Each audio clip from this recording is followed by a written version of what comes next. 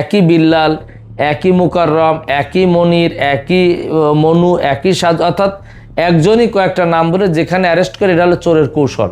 ওই নাম করে একবার জেলে যায়, ওখান থেকে জামিন হওয়ার পর আর হাজিরা দেয় না। তা সে আমাদের নাম বললো বিল্লাল এবং তার বাড়ি রায়পুরা। সন্দেহ আমরা যে বিল্লালকে ধরেছি, তার ঠিকানা ঠিক না। এই ছবিটা আমি ফেসবুকে প্রচার করি, ভিডিওটা, এবং এই যে তার যে চেহারাটা সারা বাংলাদেশ ব্যাপী দেখলো বা সে দেখলো, পরবর্তীতে বিভিন্ন থানার থেকে আমাদের ফোন আসলো যে ইতিমধ্যে সে 5 জায়গা এই চুরি করতে যে অ্যারেস্ট হয়ে হাজতে গেছে, এবং এক এক জায়গায় ভিন্ন নাম বলছে। যেমন এক জায়গায় বলছে রুবেল, এক জায়গায় বলছে মুকাররম হোসেন, এক জায়গায় বলছে মনু মিয়া, আর এক জায়গায় বলছে সাজু। অর্থাৎ এই নাম বলে বলে তারা জেলে যাচ্ছে। জেলে যাওয়ার পর যেহেতু চুরি মামলা, হাজতে হয়তো কিছুদিন থাকার পর জামিন হয়ে যায়, আর হাজিরা দেয় না। ইতিমধ্যে তার বিরুদ্ধে যে কুমিল্লা, তারপর নীলফামারী, তারপর পাবনা, ওখানে একই রকমের ঘটনা ঘটছে। তাদের সিসি ফুটেজ দেখে এই চোরের শনাক্ত করে তারা অটোমেটিক তাদের মামলায় সোন অ্যারেস্ট করছে। এবং আরও বাংলাদেশের বিভিন্ন জায়গার থেকে ফোন আসছে যে এই সেই চোর যে আমাদের এলাকায় চুরি, মানে তাদের এলাকায় চুরি করছে। এখন আমরা আদালতে তাকে দেবো যে তার নেমটাকে ঠিক নেই এবং তার সে বাসমান, এবং তার কোনো আইডি কার্ডও নাই। আমরা পিবিআর কাছে আমরা আবেদন করতেছি, সিআইডির কাছে আবেদন করছি, তার ফিঙ্গারপ্রিন্ট নিয়ে তার আসলে তার নামে প্রকৃত তার আইডি কার্ড আছে কিনা এটা আমরা যাচাই বাছাই করবো।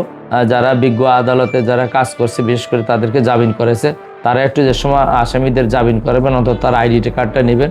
দেখা গেলো ওই আইডি যদি আসামি যদি হাজিরা দিয়ে যদি পালিয়ে যায়, তাহলে কিন্তু যারা আইন জামিন করায় বা জামিনের সাথে থাকে যারা সাক্ষী, তারাও বিপদে পড়তে পারে আদালত কর্তৃক আর কি। এই বিল্লালের মতো এই মানে এক ব্যক্তি বহুরূপী নাম ব্যবহার করে জামিন যেন না পেতে পারে, আমরা বিষয়টা আদালতকে তুলে ধরবো। আদালত যে নির্দেশনা দেবে সেই নির্দেশনা থেকে আমরা কাজ করব, এবং তাকে রিমান্ডের আবেদন করেছে আরও বিস্তারিত জানার জন্য। এবং তার যে সহযোগী আছে সবাইকে আমরা হেফাজতে নেব, তাকে আমরা হেফাজতে নিই, এবং তার কাছ থেকে যেগুলো সমস্ত দোকানের যে স্বর্ণ, তারপর তার যে বিশেষ করে রূপার অলংকারগুলো ব্যাগ ভর্তি করছিল, ব্যাগ ভর্তি করার পর সিগন্যাল পাওয়ার পর যেভাবে ঢুকছে সেভাবে বের হয়ে যাবে। যাক, আমাদের তড়িৎ যাওয়াতে এই তাকে আমরা হেফাজতে নিই।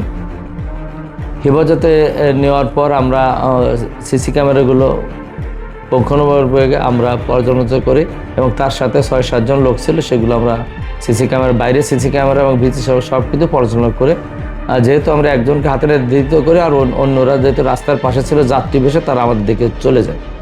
তো তাদেরও আমরা শনাক্ত করতে খুব তাড়াতাড়ি তাদেরকে আমরা হেফাজতে নেব।